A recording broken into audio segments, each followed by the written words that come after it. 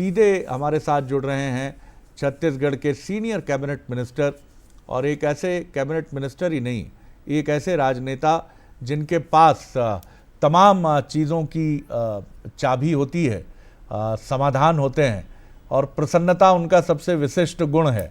बहुत स्वागत करता हूं ब्रिजमोहन जी आपका बंसल न्यूज़ पर। नमस्कार शरद जी। जी जी, और कैसे हैं? जी मैं बिल्कुल अच्छा हूं और आप हमेशा की तरह मुझे चुस्त दुरुस्त फिट और एकदम आगे की चुनौतियों से जूझने के लिए बिल्कुल तैयार नज़र आ रहे हैं। और अब चुनौतियां क्या हैं, आगे का समय भारतीय जनता पार्टी के लिए लोकसभा की दृष्टि से अगर हम देखें तो बहुत ही अनुकूल दिखता है। बहरहाल बात करेंगे बजट की। आपके बजट में भविष्य में झांकने की एक बड़ी मजबूत कोशिश हुई है, जो बड़ी अच्छी बात है, क्योंकि प्रधानमंत्री का विजन भी यही है। और एक बड़ा साहसिक फैसला आपके युवा वित्त मंत्री ने किया है कि उन्होंने जीएसडीपी जो है आपका, उसको 10 लाख करोड़ करने का लक्ष्य रखा है। ये एक बहुत ही साहसिक फैसला है और इसके 10 स्तंभ भी तय किए हैं। करबो करबो का नया नारा भी है, बदलबो प्रधानमंत्री जी का नारा था और छत्तीसगढ़ करबो करबो का नारा दे रहा है। क्या कहेंगे सर? जी देखिए, छत्तीसगढ़ में अपार संभावनाएं हैं जी, और उन संभावनाओं को अवसर के रूप में परिवर्तित करने की आवश्यकता है। और इसलिए हमारे वित्त मंत्री जी ने, हमारे मुख्यमंत्री विष्णुदेव साय जी ने ये तय किया कि आने वाले 5 वर्ष के बाद हम छत्तीसगढ़ का जीडीपी 5 लाख करोड़ से 10 लाख करोड़ तक का ले जाएंगे जी। और सिर्फ इतना ही नहीं, बजट में भी एक बड़ी छलांग लगाई गई है कि 1,12,000 करोड़ के बजट को 1,47,000 करोड़ तक ले जाया गया है, जबकि पिछली सरकार ने खजाना खाली कर वो गए हैं जी। और उसके बाद में भी 22% बजट में वृद्धि करना, ये अपने आप में एक बड़ी सोच है। और इसके पीछे कारण ये भी है कि छत्तीसगढ़ में जो पिछले 5 सालों में सरकारी खजाने में डकैती डाली गई, उसको लूटा गया, चोरी की गई, अवैध काम किए गए, अवैध तरीके से पैसे कमाए गए, जिसके कारण ईडी आईटी छापे मार रही है, जब्ती कर रही है। तो ये छत्तीसगढ़ में संभावनाएं जो हैं उनको भांप कर विष्णुदेव साय जी की सरकार ने ये बजट प्रस्तुत किया है। और जो 10 स्तंभ हैं, वो 10 स्तंभ एक अच्छी सरकार के माध्यम से काम कर और आईटी और एआई का उपयोग कर चोरी को, लूट को, डकैती को नियंत्रित कर भ्रष्टाचार को नियंत्रित कर सरकार के खजाने में ज्यादा से ज्यादा पैसा आए। और छत्तीसगढ़ जो मोदी जी का विजन है कि 2047 में विकसित भारत बने, उससे कदम ताल मिलाते हुए विकसित छत्तीसगढ़ की कल्पना इस बजट में की गई है। आपके पास संस्कृति विभाग का भी दायित्व है और आज जब मैं एक समाचार पत्र में एक आर्टिकल जेएनयू के एक प्रोफेसर का पढ़ रहा था, तो उन्होंने बड़ी महत्वपूर्ण बात की कि जो 8,000 लोग अयोध्या में मौजूद थे उनमें मैं भी था, और जब रामलला विराज रहे थे तो मेरी आंखों में आंसू थे।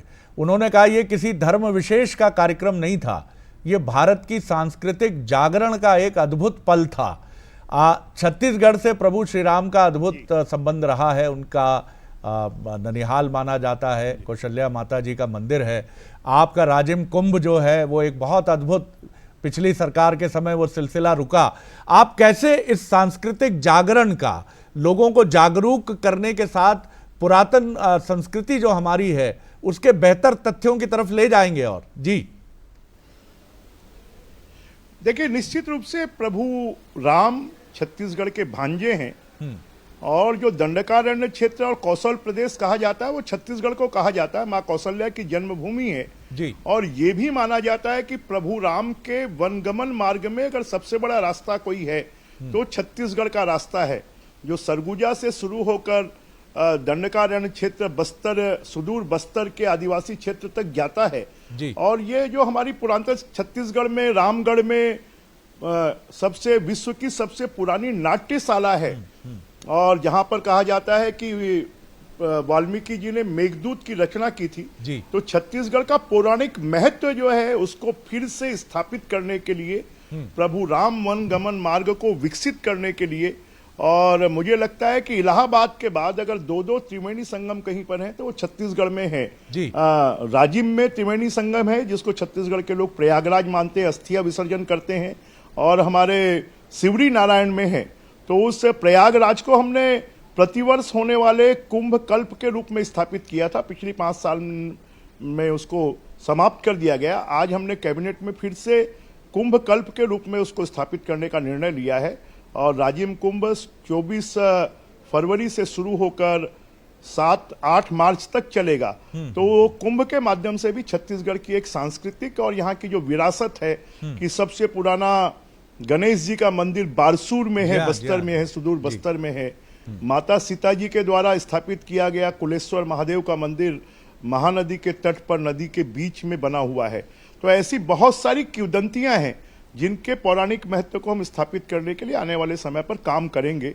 और हमारी जो सांस्कृतिक विरासत है, प्रभु राम लला की स्थापना होने के बाद छत्तीसगढ़ में भी अपार उत्साह है और लोगों में एक हमने ये भी तय किया है कि छत्तीसगढ़ से हम प्रतिवर्ष 20,000 लोगों को लगभग रामलला के दर्शन करने के लिए अयोध्या भेजेंगे, क्योंकि छत्तीसगढ़ के लोग प्रभु राम को अपना भांजा मानते हैं और उनमें ये ललक है कि वो प्रभु रामलला के दर्शन कर कर आए। वाह, ये भी बढ़िया आपकी एक पहल है। एक दो राजनीतिक सवालों के साथ मैं धन्यवाद आपसे कहूँगा। करबो करबो का नारा तो है कि अब विकसित छत्तीसगढ़ का गठन करना है और आगे बढ़ना है। 11 की 11 सीटें भी लेबो लेबो, ये नारा भी मजबूती से गूंजेगा लोकसभा चुनाव में। जी निश्चित रूप से बीजेपी 11 की 11 सीटें जीत कर आएगी और मोदी जी को तीसरी बार प्रधानमंत्री बनाने में छत्तीसगढ़ का भी बड़ा योगदान होगा, क्योंकि छत्तीसगढ़ की जनता अब समझ चुकी है कि अटल जी ने छत्तीसगढ़ राज्य बनाया, 15 साल में छत्तीसगढ़ राज्य को बीजेपी ने विकसित किया। 5 साल में गढ़बो छत्तीसगढ़ की बजाय बोड़बो छत्तीसगढ़ को डुबाने का काम किसी ने किया तो भूपेश बघेल की सरकार ने किया। अब विष्णुदेव साई जी के नेतृत्व में 11 की 11 सीटें हम जीत कर आएंगे और छत्तीसगढ़ को विकसित छत्तीसगढ़ बनाएंगे। बृजमोहन जी, आखिरी सवाल कर रहा हूं आपसे, लेकिन पॉलिटिक्स अब बदलापुर से बड़ा डर लगता है। पिछली बार भी हमने देखा, पिछली सरकार में भी ये था बदला लेबो, लेकिन इस बार आपकी सरकार तो बड़े मन की सरकार है, तो कानून अपना काम करेगा, बदलापुर तो नहीं देखने को मिलेगा। बिल्कुल नहीं देखने को मिलेगा जी। हम तो वसुधैव कुटुंबकम और सबको साथ में लेकर सबका साथ सबका विकास के उस पर काम करते हैं। और जिन लोगों ने गड़बड़ें की हैं, जनता के एक्सचेकर की चोरी की है, डकैती की है, लूट की है, पैरेलल काउंटर चलाए हैं और छत्तीसगढ़ के विकास की बजाय अपने जेब भरने का काम किया है, तो ये कार्रवाई तो कांग्रेस के शासन के समय से चल रही है। इसलिए बदलापुर की कोई कार्रवाई नहीं होगी। जिन्होंने छत्तीसगढ़ को लूटा है, निश्चित रूप से उनको अब ये समझ जाना चाहिए कि उनका समय अब समाप्त हो गया है।